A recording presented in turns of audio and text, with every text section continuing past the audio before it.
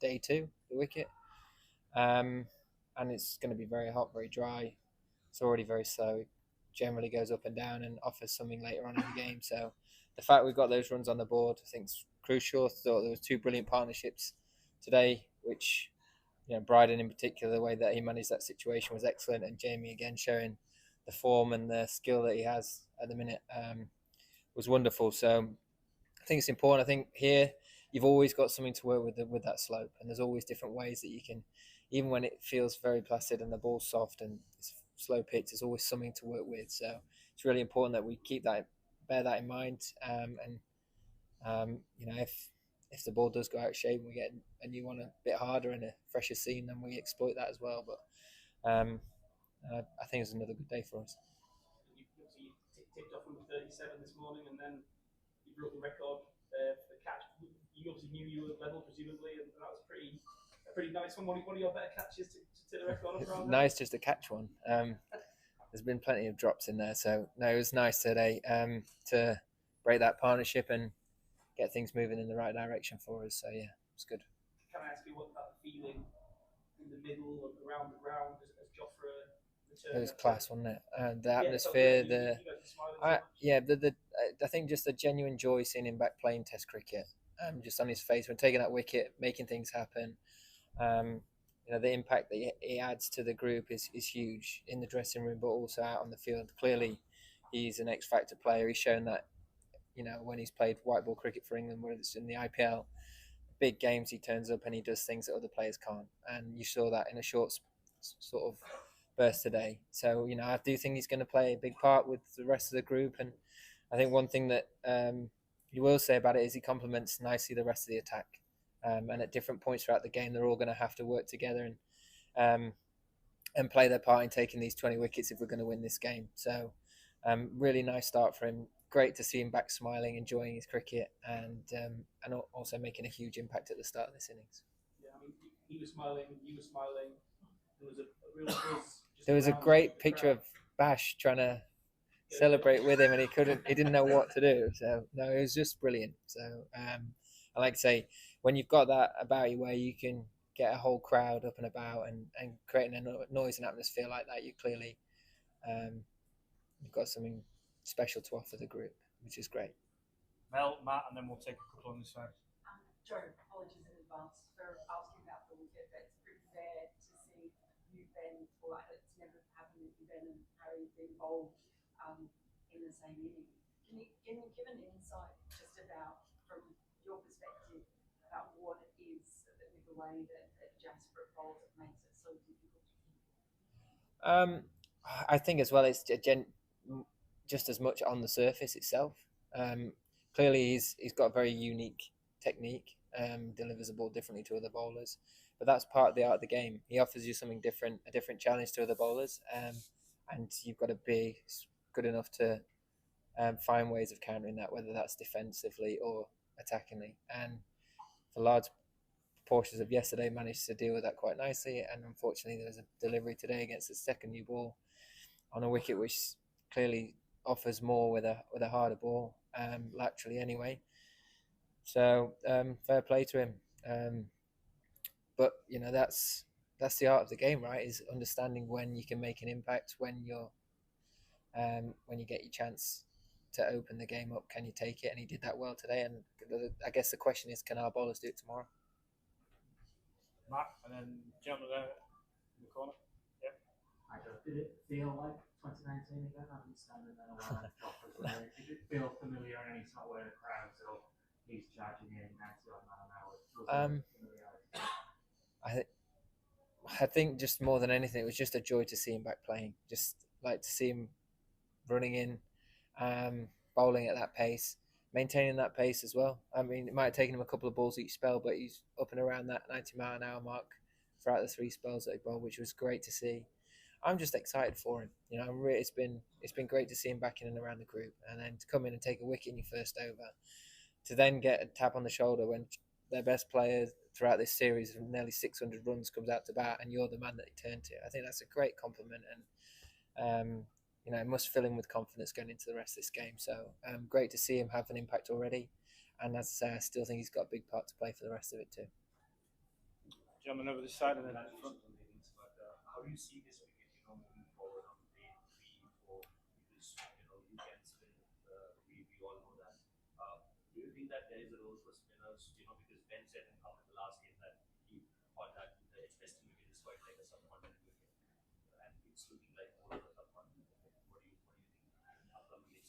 Yeah, I don't see it getting any better for really. I don't think it gaining any pace or getting more bounce, consistent bounce. Anyway, I think it'll get more up and down, and you might see a little bit of turn throughout the game as well. But I think it's going to be quite turgid. I think it's going to be quite slow scoring unless you get someone like Rishab who comes out and plays, and a very aggressive style of batting where it takes quite a lot of unorthodox methods, and you could see it as slightly more old school kind of test match. But yeah, I think we've got a great opportunity tomorrow in the morning if we can get a couple of wickets, make a lead. I think batting last on that surface could be quite tricky if we get things right. So I think the game's poised nicely, like the others have been, and well, certainly like the first one was, and it's a great chance for us to turn up tomorrow and try and make things happen. One at the front, then we'll go to Matt Roller. Joe, it's the third test going on, and in camp, far too often have been complaining about the shape of the ball, quality of the ball. Far too many changes twice happened today. What is your inside view of what's happening there? What do you make of the ball, and how much has it changed, if it has, since you've seen a variety of leagues from the new sound? Is it any different, or how is it, or is it the weather playing its part? I'm not. I don't know the ins and outs of how they make it. I do know that they're handmade, so that you're never going to get two balls exactly the same. I do think that this summer's been a bit of an anomaly for us. We're not used to getting this much sun and this much heat, getting squares as hard and as firm and outfields as firm. So whether that plays a part, but yeah, it's one of those things where if the balls are going out of shape, you change them and you don't make a big deal out of it. It's not. I don't think it's the end of the world. I think it adds a different dynamic to the game, and you've got to be skillful enough to adapt to the changes, whether it stops swinging or starts swinging or does a little bit more. I personally think that if you want to keep getting the ball changed, then each team gets 3 challenges every 80 overs, and that's it. So if you want to get it changed, but the rings have to be the right size, not too big, and that would be, I think, a nice way of compromising and saying it's not all on the manufacturer. Sometimes these things happen, but you can't just keep asking and wasting time and slowing the game down at the same time. And then to finish, Matt, Tim, and then Sydney to finish. One each, please. Sorry, can I just ask about Shubman Gill's dismissal? I suppose firstly, as a batter, how conscious you'd be if he stood up for the seamer, and secondly, how big a moment it felt after you had him early. Yeah, I've seen a lot of bat already, as we all have. So it's nice to take that wicket. I think it's a good bit of bowling, clever as well. And sometimes as a bowler, you got to take your ego out of it. And for Wosi, I think it was smart on a wicket where you're working with the slope.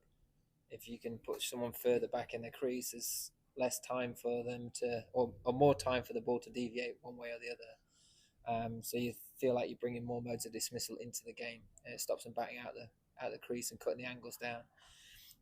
And did just rewards for a long, hard spell, created pressure, and clearly a player in great form, good player anyway, but in serious form, and really important wicket for us. So I think just good thinking, good skill to be able to execute it as well, and great catch, unbelievable catch. Hi Joe, just in terms of the talked about there, like the idea of running 3 challenges per 80 overs, and the over rates are obviously it's a great test match, but you think the over rates has been a bit of an issue? I think it's 25 so far. Do you have any other ideas of how to rectify that? I feel like Jasper. I don't want to get myself in trouble by trying to rewrite the thing, but yeah, I think that's one way of policing the ball thing. In terms of over rates, it can be quite difficult on a day like today, but we're not used to this, are we? It's 30 in England feels like 45 elsewhere, so for us. But I guess just try and keep on top of it as much as you can. Yeah, not really got an answer for you. Sorry. Last one, Sydney. Go ahead. this is when Triple is taking over, we've seen that for he's adopting a very high octane style of batting, right? And you also evolved with that. But this is kind of a pitch where necessitated old school batting, something that you're very famous for, very well known for. So how does it feel like?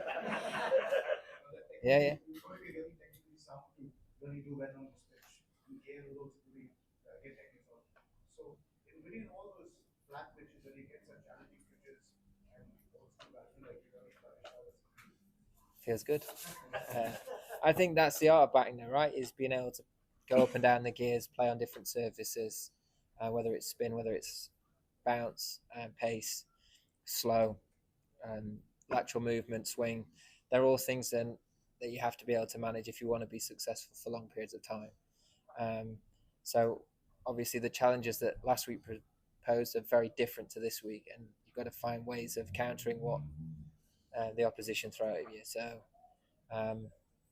it might be that you have to change your guard, or you have to get out your crease, or cut different angles down with the slope, things like that. They're all things that you have to factor in and try and find ways of manipulating things into your favour, or odds into your favour, so that you're either limiting modes of dismissal or you're creating angles where you can score off balls that might be a threat if you don't manage them well. But again, like I say, that's the art of batting, and being able to manage that within your own game frame and the way that you play is a really important aspect of it. Thank you. Cheers, Cool. Joe. Thank you. Thank you.